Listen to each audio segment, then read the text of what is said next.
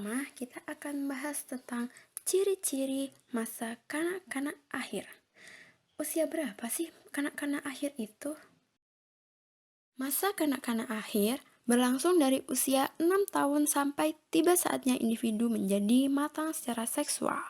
Pada awal dan akhirnya, akhir masa kanak-kanak ditandai oleh kondisi yang sangat mempengaruhi penyesuaian pribadi dan penyesuaian sosial anak. Selama setahun atau 2 tahun terakhir dari masa kanak-kanak, terjadi perubahan fisik yang menonjol dan dapat mengakibatkan perubahan dalam sikap, nilai, dan perilaku dengan menjelang berakhirnya periode ini. Dan anak mempersiapkan diri secara fisik dan psikologis untuk memasuki masa remaja. Perubahan fisik yang terjadi menimbulkan ketidakseimbangan di mana pola kehidupan yang sudah terbiasa menjadi terganggu, dan anak merasa terganggu sampai tercapainya penyesuaian diri terhadap perubahan. Ciri-ciri penting dari periode akhir masa kanak-kanak dicerminkan ke berbagai label oleh para ahli psikologi, pendidik, ataupun oleh orang tua. Oleh orang tua, periode masa kanak-kanak akhir disebut sebagai usia menyulitkan, usia tidak rapi, dan usia tengkar. Usia menyulitkan adalah saat dimana pada masa-masa ini anak lebih banyak dipengaruhi oleh teman dan tidak lagi mau menuruti perintah orang tua. Usia tidak rapi, yaitu anak-anak juga kurang memperhatikan dan tidak bertanggung jawab atas benda-benda miliknya, tidak peduli dan ceroboh dalam penampilan. Usia tengkar, yaitu di mana banyak terjadi pertengkaran dalam keluarga dan membuat suasana rumah menjadi tidak menyenangkan bagi seluruh anggota keluarga. Oleh para pendidik, periode masa kanak-kanak akhir disebut sebagai usia sekolah dasar dan periode kritis. Disebut sebagai usia sekolah dasar karena pada usia tersebut anak diharapkan mendapat dasar-dasar pengetahuan yang dianggap penting untuk keberhasilan penyesuaian diri pada kehidupan dewasa nanti. Pengetahuan dasar ini disertai pula dengan mempelajari keterampilan-keterampilan yang lain. Sedangkan oleh para ahli psikologi, periode masa kanak-kanak akhir disebut sebagai usia berkelompok, usia penyesuaian diri, usia kreatif, dan usia bermain. Usia berkelompok adalah masa di mana perhatian utama anak tertuju pada keinginan diterima dalam kelompok teman sebaya. Dengan begitu, anak akan menyesuaikan diri dengan standar yang disetujui kelompok. Dan oleh karena itu, masa ini disebut oleh para ahli sebagai usia penyesuaian diri. Sedangkan usia kreatif yaitu masa di mana akan ditentukan apakah anak-anak menjadi konformis atau pencipta karya baru. Usia bermain disebut demikian karena luasnya minat dan kegiatan bermain anak pada periode ini.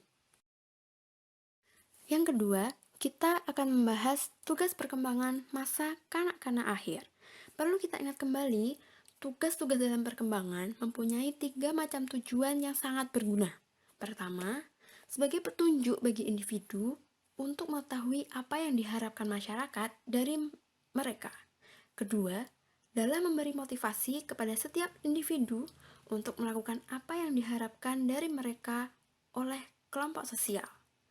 Dan akhirnya menunjukkan kepada setiap individu tentang apa yang akan mereka hadapi dan tindakan apa yang diharapkan dari mereka jikalau sampai pada tingkat perkembangan berikutnya.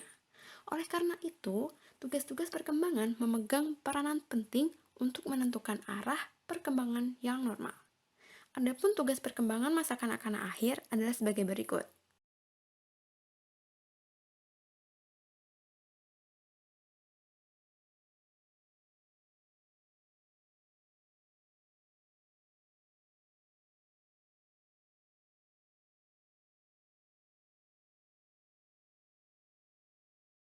Untuk memperoleh tempat di dalam kelompok sosial, anak yang lebih besar harus menyelesaikan berbagai tugas dalam perkembangan.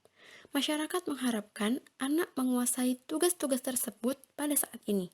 Kegagalan dalam pelaksanaannya akan mengakibatkan pola perilaku yang tidak matang, sehingga sulit diterima oleh kelompok teman-temannya dan tidak mampu menyamai teman-teman sebaya yang sudah menguasai tugas-tugas perkembangan tersebut.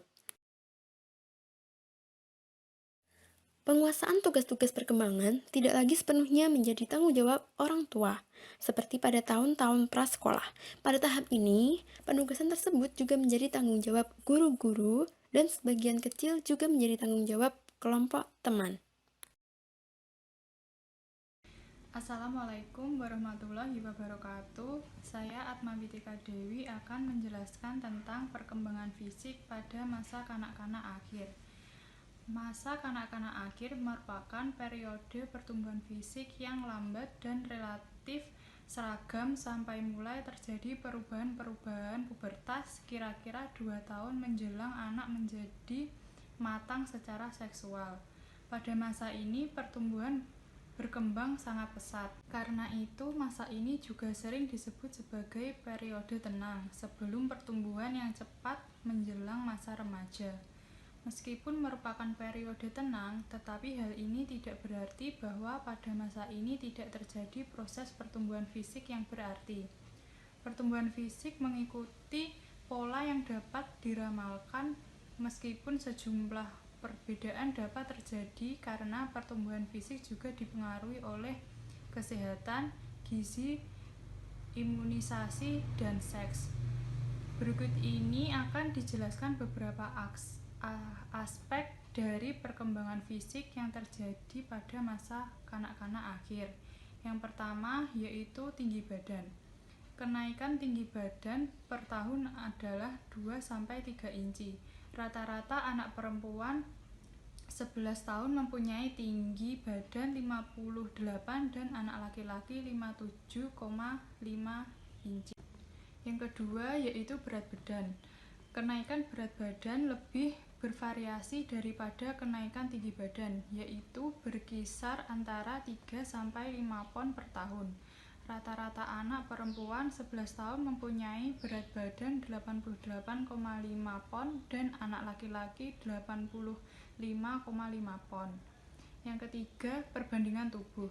Meskipun kepala masih terlampau besar dibanding dengan bagian tubuh lainnya, beberapa perbandingan wajah yang kurang baik menghilang dengan bertumbuh besarnya mulut dan rahang, dahi melebar dan merata, bibir semakin berisi, hidung menjadi lebih besar dan lebih berbentuk, badan memanjang dan menjadi lebih langsing, leher menjadi lebih panjang, dada melebar, perut tidak buncit, lengan dan tungkai memanjang, meskipun kelihatannya kurus dan tidak berbentuk karena otot-otot yang belum berkembang, serta tangan dan kaki dengan lambat tumbuh membesar.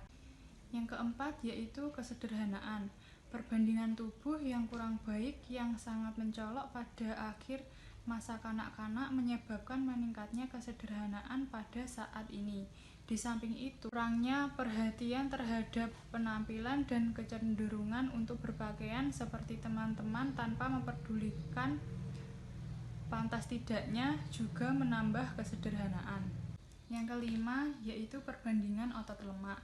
Selama masa kanak-kanak akhir, jaringan lemak berkembang lebih cepat daripada jaringan otot yang perkembangannya baru mulai melejit pada awal pubertas.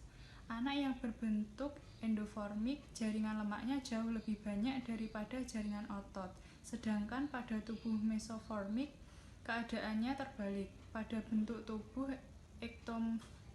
ektomorfik tidak terdapat jaringan yang melebihi jaringan lainnya sehingga cenderung tampak kurus.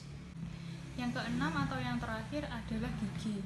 Pada permulaan pubertas, umumnya seorang anak sudah mempunyai 22 gigi tetap. Keempat gigi terakhir yang disebut gigi kebijaksanaan muncul selama masa remaja. Pertumbuhan gigi anak perempuan juga lebih cepat daripada anak laki-laki. Perkembangan fisik yang terjadi nantinya akan mempengaruhi motorik anak. Dengan terus berkembangnya berat badan dan kekuatan tubuh, maka selama masa akhir kanak-kanak ini perkembangan motorik menjadi lebih halus dan terkoordinasi dibandingkan dengan masa kanak-kanak awal. Sejak usia 6 tahun, koordinasi antara mata dan tangan atau fisiomotorik yang dibutuhkan untuk membidik, menyepak, melempar, dan menangkap juga berkembang. Pada usia 7 tahun, tangan anak semakin kuat dan ia lebih menyukai pensil daripada krayon untuk melukis. Dari usia 8 sampai 10 tahun, tangan dapat digunakan secara bebas, mudah dan tepat.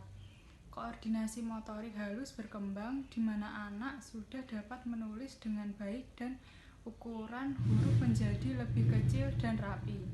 Pada usia 10 hingga 12 tahun, anak-anak mulai memperhatikan keterampilan manipulatif menyerupai kemampuan-kemampuan orang dewasa. Mereka mulai memperlihatkan gerakan-gerakan yang kompleks, rumit, dan cepat yang diperlukan untuk menghasilkan karya kerajinan yang bermutu bagus atau memainkan instrumen musik tertentu. Dan sampailah kita pada pembahasan keempat, yaitu tentang perkembangan kognitif masa kanak-kanak akhir. Seiring dengan masuknya anak ke sekolah dasar, maka kemampuan kognitifnya turut mengalami perkembangan yang pesat. Karena dengan masuk sekolah, berarti dunia dan minat anak bertambah luas. Dan dengan meluasnya minat, maka bertambah pula pengertian tentang manusia dan objek-objek yang sebelumnya kurang berarti bagi anak. Kalau pada masa sebelumnya, daya pikir anak masih bersifat imajinatif dan egosentris, maka pada usia sekolah dasar ini, daya pikir anak berkembang ke arah berpikir konkret, rasional, dan objektif. Daya ingatnya menjadi sangat kuat sehingga anak benar-benar berada dalam suatu stadium belajar. Jika dilihat dari tahapan perkembangan kognitif menurut Jean Piaget, perkembangan kognitif masa kanak-kanak akhir berada pada tahap ketiga. Menurut teori kognitif, Jean Piaget, pemikiran anak-anak usia sekolah dasar disebut pemikiran operasional konkret. Pada masa ini, anak sudah mengembangkan pikiran logis.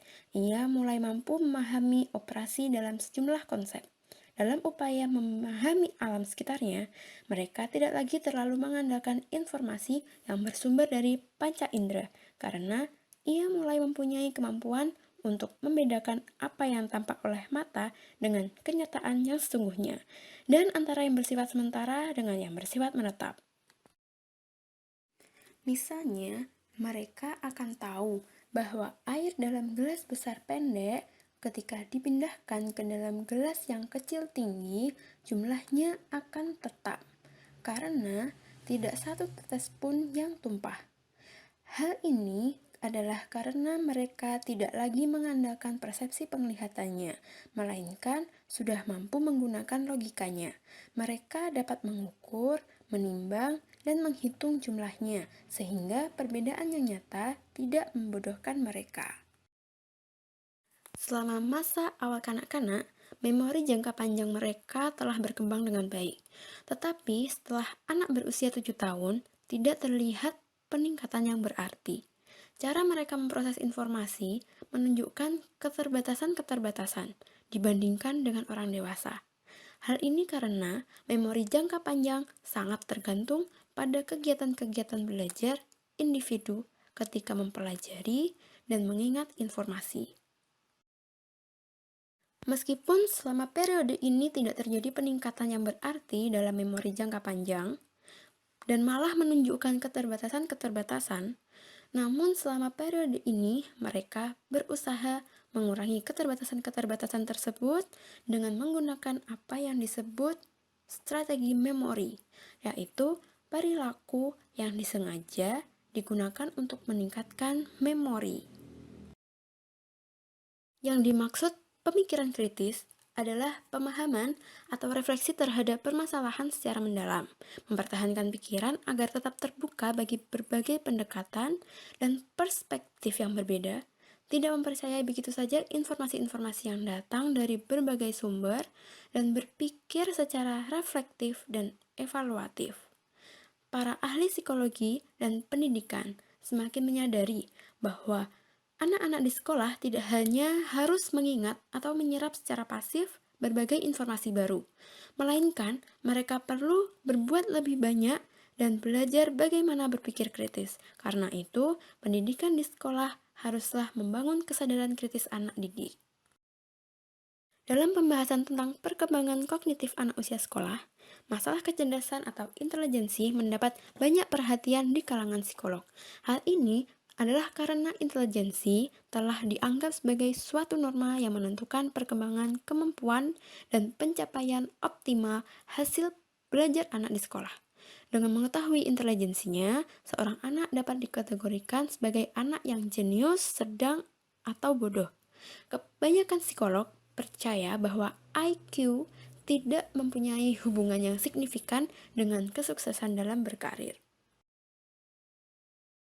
Goleman berkesimpulan bahwa setiap manusia memiliki dua potensi pikiran, yaitu pikiran rasional dan pikiran emosional.